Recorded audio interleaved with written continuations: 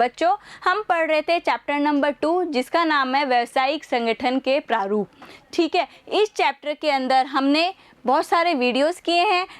10th video तक हम पहुंच गए। आज हम पढ़ेंगे 11th वीडियो के अंदर व्यवसाय के प्रकार का चयन। तो बेसिकली इस वीडियो में हम पढ़ेंगे सारे प्रकार जो जितने भी व्यवसाय पढ़े थे उन सभी व्यवसाय को एक तरीके से एक रिवीजन फॉर्म में हम स्टडी करेंगे और इससे हम पता लगाएंगे कि कौन सा बेस्ट टाइप का बिजनेस होता है या किस किस बेस पर कौन कौन से बिजनेस अच्छे होंगे। ठीक है, तो कुछ पॉइंट है, कुछ अलग अलग बेस हैं जिसके बेस पर हम क्लासिफाई करेंगे या हम पता लगाएंगे कि बेस्ट फॉर्म ऑफ बिजनेस कौन सा है।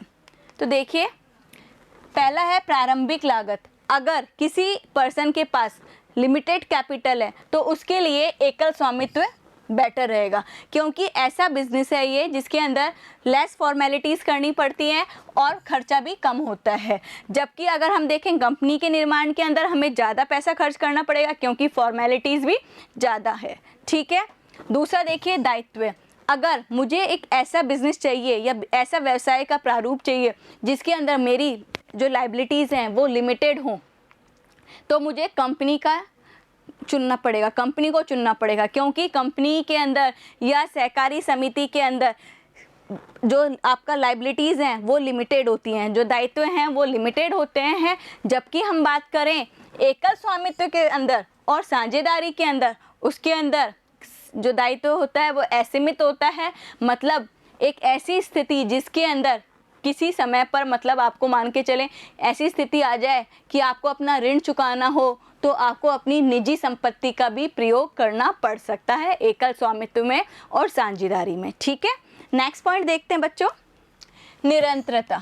ठीक है, निरंतरता मतलब होती है कंटिन्यूटी। मतलब एक बिजनेस है वो चलता रहे, वो किसी भी फैक्टर से खराब ना हो, इन्फ्लुएंस ना हो, बंद ना हो।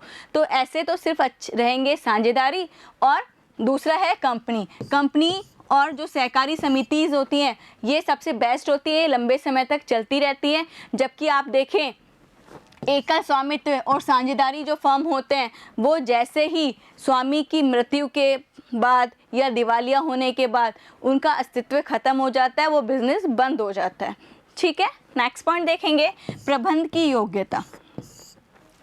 देखिए, अगर हम बात करें एकल स्वामित्व की या संयुक्त हिंदू परिवार संगठन, इसके अंदर जो संयुक्त हिंदू परिवार के अंदर तो करता है वो ही डिसाइड करता है, वो ही प्रबंधन देखता है। और एकल स्वामित्व के अंदर भी जो व्यवसायी है, जो बिजनेस देख रहा है, जो जिसने बिजनेस स्टार्ट किया है, वो ही सारा बिजनेस को मैनेज करेगा।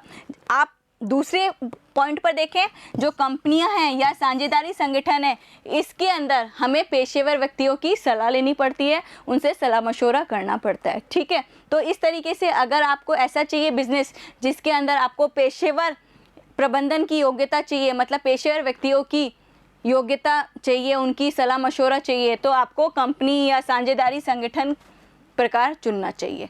ठीक है, नेक्स्ट देखिए पूंजी की आवश्यकता।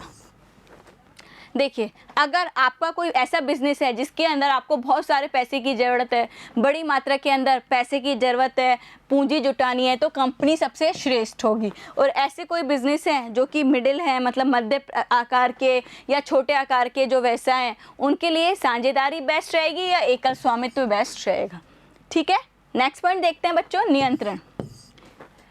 अगर नियंत्रण को सबसे पहले मान के चलिए, क्या होता है नियंत्रण? मतलब होता है कंट्रोल।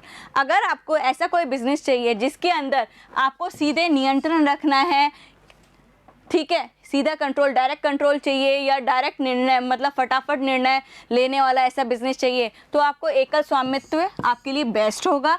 अगर किसी दूसरे के द्वारा आपको नियंत्रण करवाना है तो आप क्या करें, कंपनी को अपनाया जा सकता है। ठीक है, तो इसके अंदर जबकि स्वामियों के नियंत्रण तथा निर्णय में भागीदारी के लिए किसका उपयोग किया जाएगा, साझेदारी या कंपनी को अपनाया जाता है। ठीक है, कंपनियों के अंदर आपको पता है पूरा एक मंडल बनता है, संचालक मंडल है, वो सारी चीज़ों को मैनेज करते हैं।